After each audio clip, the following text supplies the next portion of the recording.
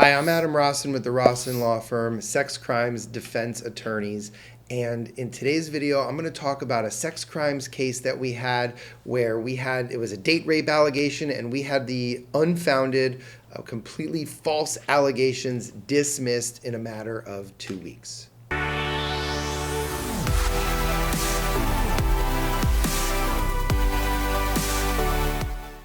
We know that date rape is very serious, and it's not a good thing, right?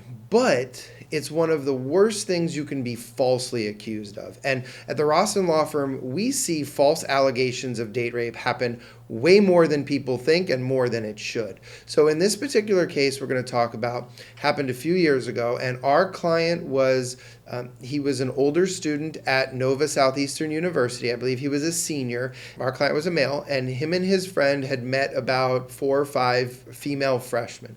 So what do? They decide to go out to a club in West Palm Beach. They take a party bus. So they do the responsible thing. They say, hey, we're going to go out, we're going to be drinking, so we're not going to drive from Nova, which is in Davie, right outside of Fort Lauderdale, all the way, an hour north to Palm Beach, go out clubbing, drink, and then come home. So what do? They rent a party bus. Smart decision. So they're on this party bus, and they're going up to West Palm Beach to go to the club. And what happens is they start talking and flirting. And before you know it, it's kind of clear that they like each other. So they're talking, they're flirting the whole way.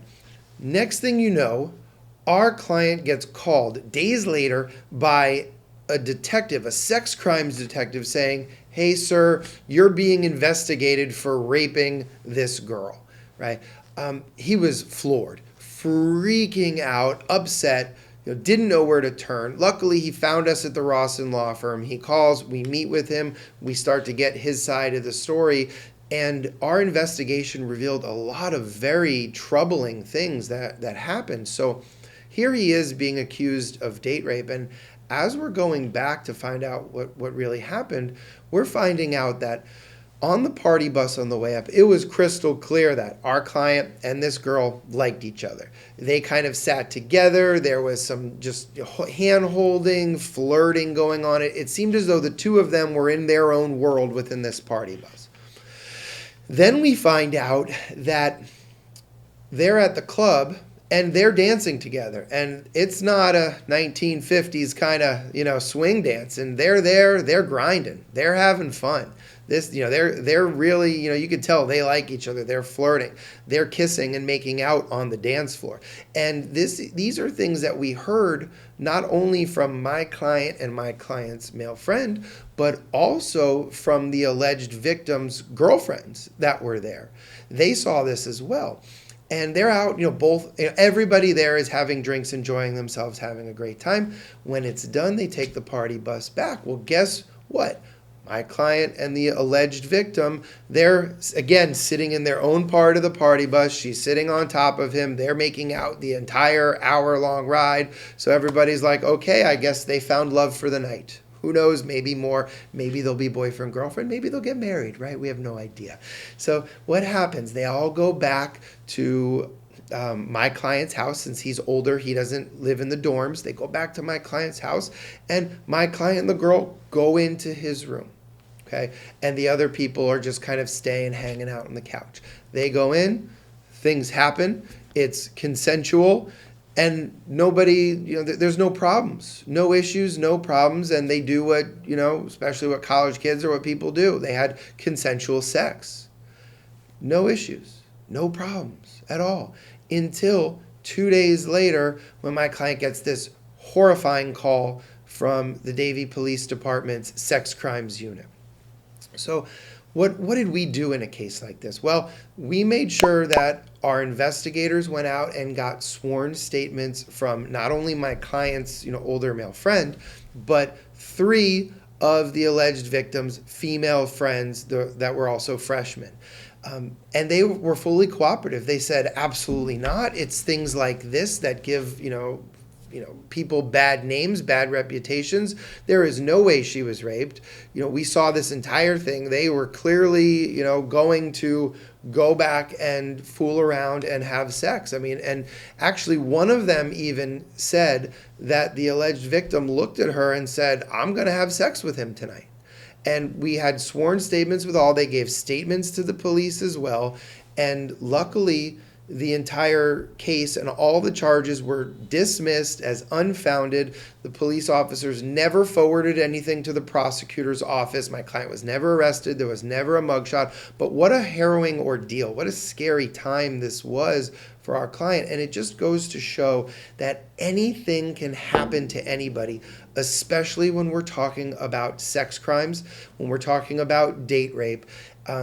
Sometimes lines of communication can be blurred or crossed. Sometimes a person wakes up and has regret and doesn't know how to handle that regret and then goes to the police. And what we later found out was this girl was a very religious girl, and she was a virgin. And this was her first 2 weeks in college after leaving home from a very conservative, just home environment, middle school, high school, overbearing parents.